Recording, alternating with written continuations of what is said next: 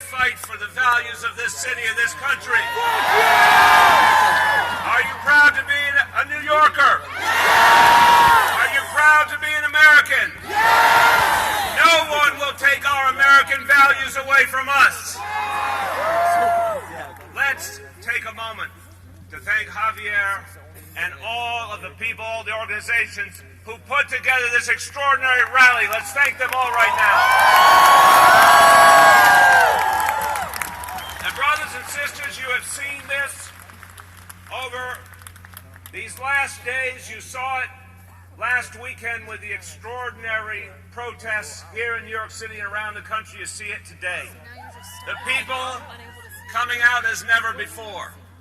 But let's also take a moment to thank the people who protect us and work to make sure these rallies are peaceful for all. Let us thank the officers of the NYPD for all they do.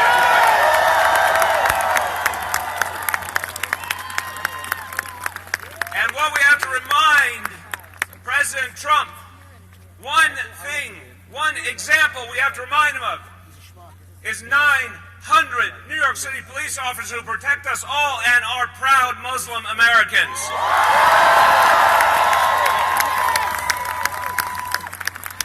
That is the example of the American dream in action, American values in action. But the president's executive order is fundamentally un-American. It's as simple as that.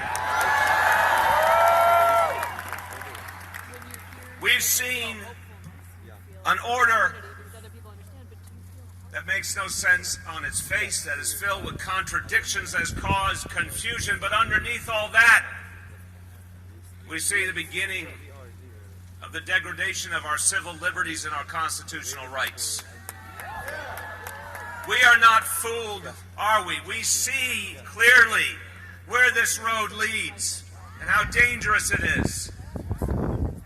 We can see the beginning of a Muslim ban clearly, and that is not consistent with our constitutional values.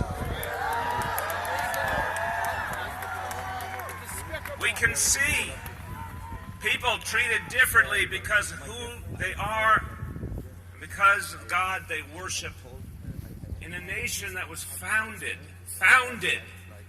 to respect all faiths and to harbor people who have been subjected to religious persecution and violence. This is the very origins of this country.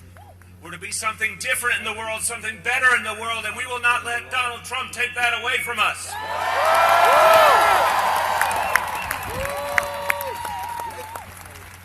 We have never seen such a brazen and open and immediate attempt by a president to undermine our Constitution. We have seen a president attempt to defy the judiciary. His name was Richard Nixon. Now, that didn't end well, did it, my friends? So, the notion that a federal judge in Brooklyn, and let me just say I am proud to be a Brooklynite today.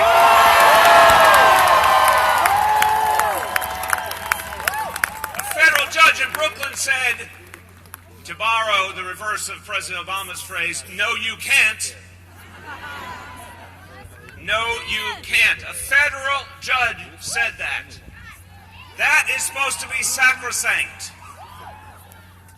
The notion that President Trump and his administration are openly defying our judiciary should send a chill up the spine of every American, regardless of party, regardless of ideology, because it breaks with a tradition of following the law and believing in equal treatment under the law. My friends, I guarantee you that Americans of all backgrounds, Democrats, Republicans, Independents, all the people who feel a libertarian view are going to look at this moment, and you're going to find people who are aghast from every background, every ideology. Because, by the way, people from all of those different backgrounds in common fear the degradation of our rights and liberties. We saw a coalition come together to address the excesses of the Patriot Act. We saw that in our own Congress, Democrats and Republicans alike who did not want to see the invasion of privacy. Well, now due process is under attack. Being held and detained without a charge, something fundamentally against our Constitution. We saw it with our own eyes yesterday. We need to build a broader coalition of conscience in this country to stop what's happening here.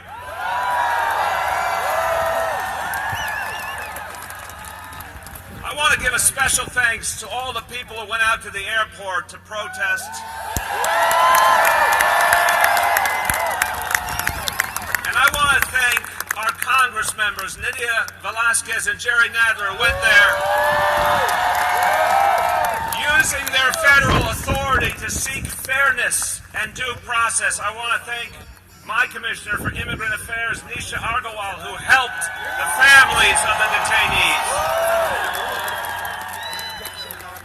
And I've spoken to Nisha about what she experienced, and she had never seen anything like it in her life as an advocate and lawyer. She had never seen people detained so brazenly without any due process, without any charge. And she told me that even as early as this afternoon, there were still 17 individuals being held without a charge at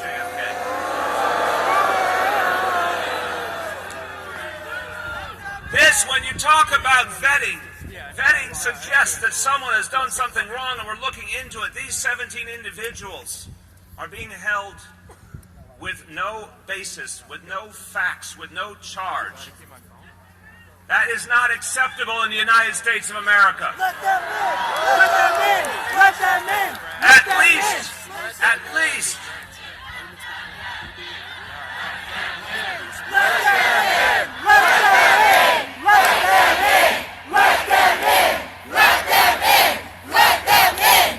Let them in! Let them in! Let them in! Let them in! Let them in! Let them in! Let them in! I get the feeling you want to let them in. At least one of these people is a lawful permanent resident of the United States and a resident of New York City.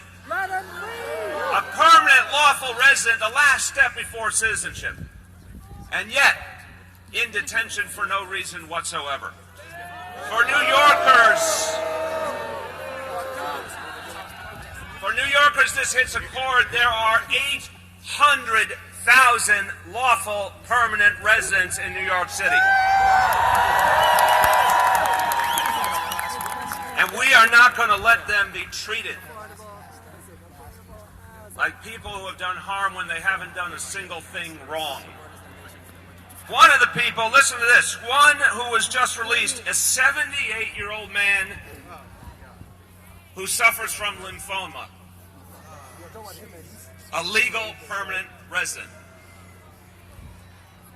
Another who was detained. Listen to this. A woman traveling to visit her daughter who was about to give birth.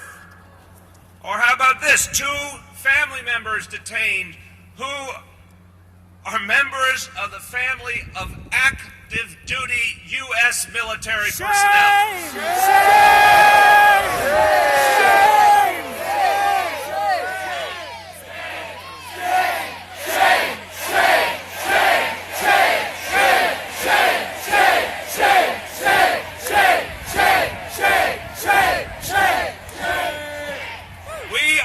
Going to let it happen. That's right. Someone said earlier today there's not 3 branches of government, there's 4. There's the executive, legislative, judiciary, and the people.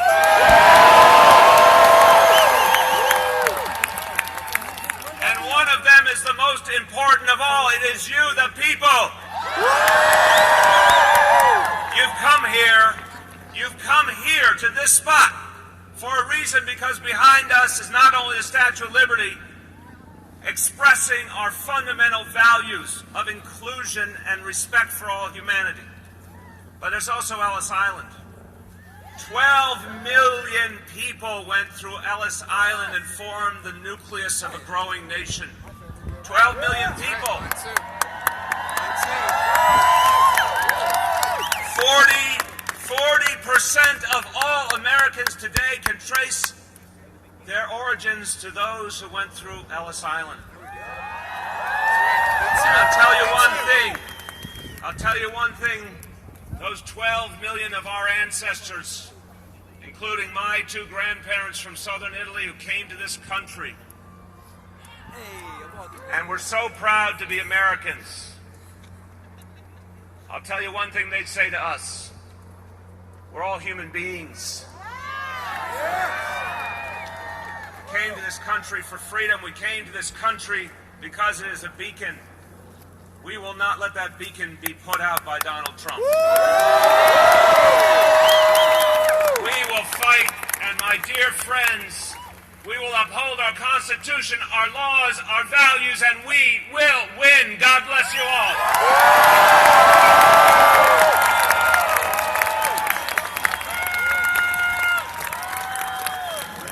Give it up once again for our mayor! When cities are ready to fight back, is New York going to lead the way? Are you going to lead the way? Are you going to lead the way? We are going to lead the way from the mayor all the way on to the rest of the city.